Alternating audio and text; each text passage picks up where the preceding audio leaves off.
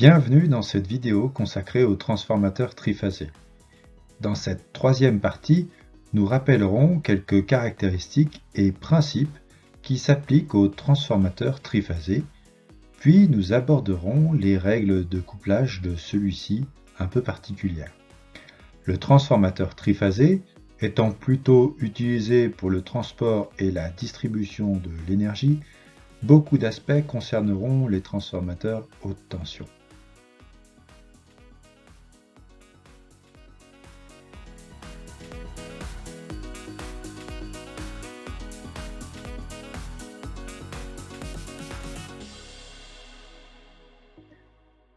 Tout comme le transformateur monophasé, la version triphasée se construit avec un enroulement primaire et un enroulement secondaire pour chaque phase installée sur un circuit magnétique.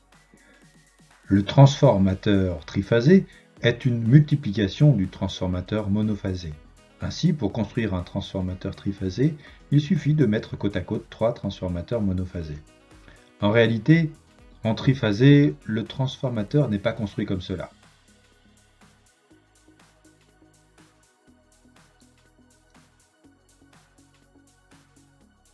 Les enroulements primaires et secondaires sont plutôt montés sur la même colonne.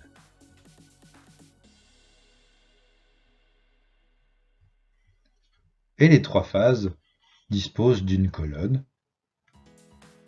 le tout étant relié par un circuit magnétique fermé.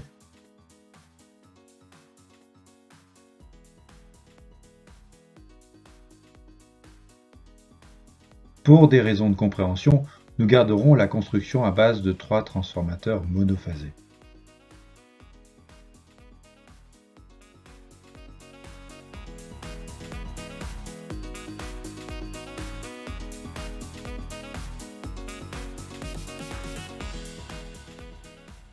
Tout d'abord, un petit rappel des caractéristiques.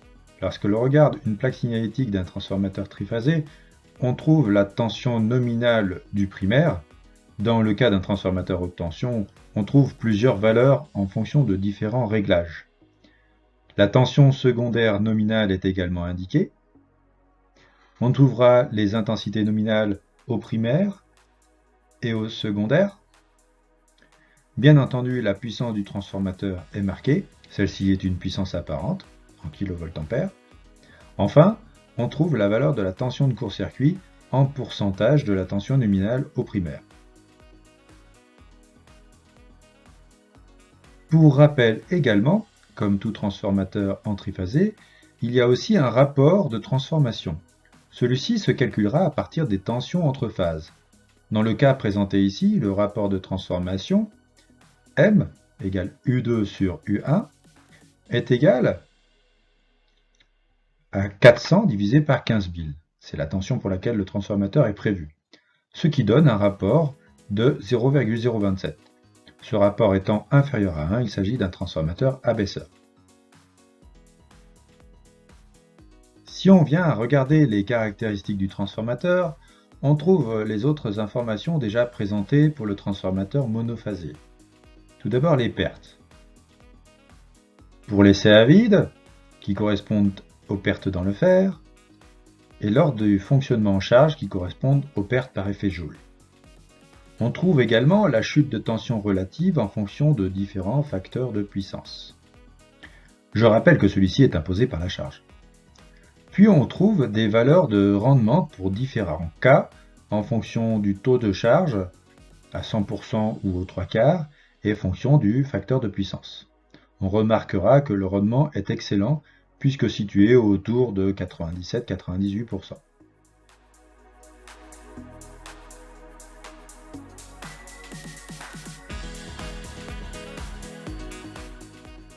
Donc le transformateur triphasé est constitué de 3 bobines au primaire et 3 bobines au secondaire. Comme tout récepteur triphasé, il faut réaliser un couplage. Pour mieux visualiser ces couplages, on adopte une représentation particulière. En effet, les bobinages primaires et secondaires vont être représentés relevés. Ainsi, depuis le haut, on verra les 6 bobines constituant le transformateur triphasé. Cela permettra de représenter facilement les couplages primaires et secondaires. Depuis cette vue haute, on peut voir les 6 bornes de connexion, 3 pour le primaire et 3 pour le secondaire. Par convention, on utilisera des lettres majuscules pour le côté haute tension, généralement le primaire, et des lettres minuscules pour le côté basse tension, donc le secondaire. Ainsi, les 3 phases du primaire sont notées A majuscule, B majuscule et C majuscule, et les 3 phases du secondaire A minuscule, B minuscule et C minuscule. Comme les bobines ont un sens, on notera la polarité de celle-ci par un point. Dans ces conditions, on peut réaliser un des 3 couplages possibles. Oui, 3. Voyons lesquels justement. Bien entendu, les couplages utilisés pour les moteurs sont valables pour les transformateurs. Ainsi, on retrouve le couplage étoile proposant un point commun aux bobines. C'est de cette manière que l'on crée un neutre dans une installation. L'autre possible, déjà connu, est le couplage triangle qui connecte les bobines d'une colonne à la bobine de la colonne adjacente depuis l'autre extrémité. Cette configuration permet d'obtenir des tensions composées plus élevées, mais il n'est pas possible de créer un neutre. Il a l'avantage de rééquilibrer les réseaux si l'installation qui l'alimente ne l'est pas. Le troisième couplage possible et exclusif en transformateur est le couplage zigzag. Il présente les avantages des 2 précédents couplages. Il se construit à partir de 2 bobinages sur chaque colonne. Il s'agit donc d'un transformateur construit exprès.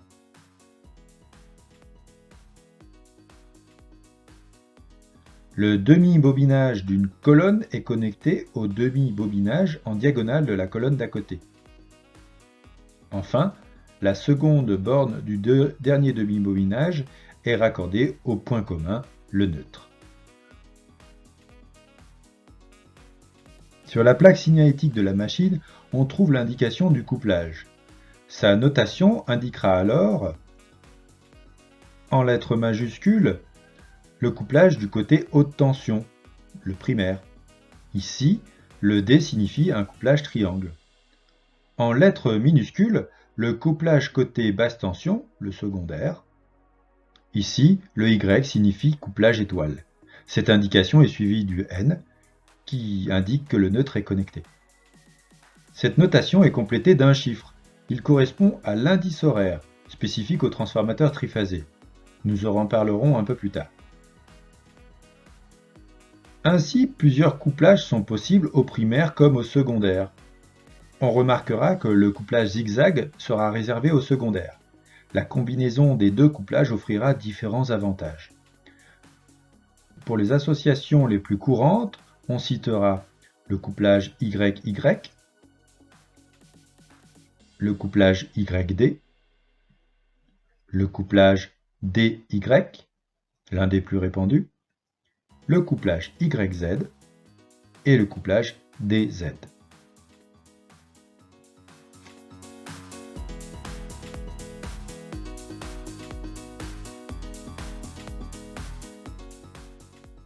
L'indice horaire concerne les tensions simples primaires et secondaires. Au vu de la construction des couplages, ces tensions ne sont pas toujours en phase, elles présentent un déphasage. C'est ce déphasage que l'indice horaire indiquera. Pour comprendre sa signification, il faut revenir à la représentation vectorielle des tensions. Ainsi, la tension simple au primaire, VA majuscule, et la tension simple au secondaire, VA minuscule, sont représentées par des flèches, des vecteurs. Entre ces 2 flèches, un angle, le déphasage. Si on reporte ces flèches sur un cadran d'horloge, on peut rapprocher le déphasage à 1 heure sur le cadran, chaque heure représentant un angle de 30 degrés. Cette représentation est choisie car la construction du transformateur et les associations de couplage ne génèrent que des angles multiples de 30 degrés entre les tensions simples primaires et secondaires.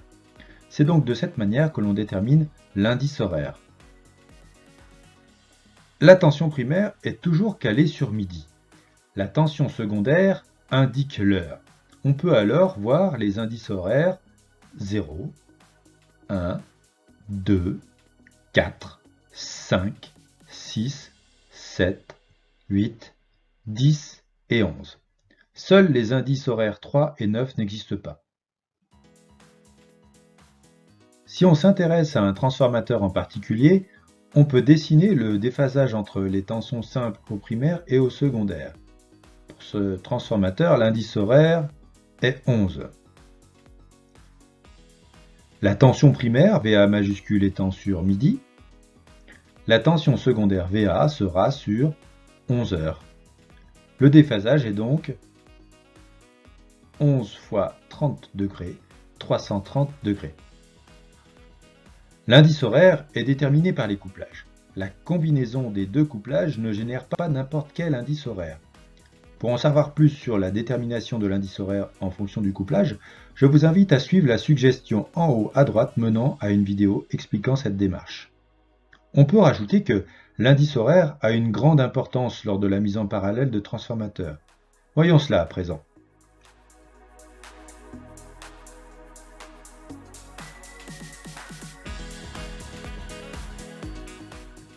Le dimensionnement d'un transformateur se base sur la puissance réclamée par l'installation qui l'alimente. Si l'installation vient à évoluer, la puissance peut augmenter et ainsi dépasser les capacités du transformateur d'origine. Comme un transformateur ne se remplace pas tous les jours, on préférera ajouter un autre transformateur en parallèle du premier. Cette mise en parallèle de transformateurs est conditionnée. Les transformateurs ainsi associés doivent avoir un rapport de leur puissance inférieur ou égal à 2. Par exemple, un transformateur de 500 kVA peut être associé à des puissances de 600, 800 ou 1000 kVA, car 1000 est 2 fois plus grand que 500. Mais 1250 ne peut convenir. De même, on peut associer des puissances inférieures comme 400, 315 ou 250, puisque au pire, 250 kVA est 2 fois plus petit que 500, mais 160 ne conviendra pas. D'autres critères sont à prendre en compte, c'est pourquoi les puissances 800 et 1000 kVA ne conviendront pas non plus. Justement, comme autre critère, il faut que les transformateurs aient le même rapport de transformation. C'est assez logique. Pour des raisons d'équilibrage, ils doivent également avoir la même tension de court-circuit. Toujours pour notre exemple, le transformateur de 500 kVA a une tension de court-circuit relative de 4%. Le transformateur de puissance de 630 kVA a la même, il convient. Ceux de 800 et 1000 kVA ont une tension de court-circuit relative de 6%. Ils ne conviennent pas donc. Enfin, les transformateurs associés en parallèle doivent avoir un indice horaire identique ou appartenant au même groupe. Précisons cela justement. Sous certaines conditions, des indices horaires différents peuvent être associés entre eux. Ceux pouvant se connecter sont regroupés. En respectant un schéma de connexion spécifique à chaque groupe, la mise en parallèle est possible. Fin de cette vidéo consacrée aux transformateurs triphasés. N'oubliez pas de voir également la vidéo concernant la construction de l'indice horaire d'après les couplages. Une prochaine vidéo abordera spécifiquement les transformateurs haute tension. Merci d'avoir regardé cette présentation et au revoir.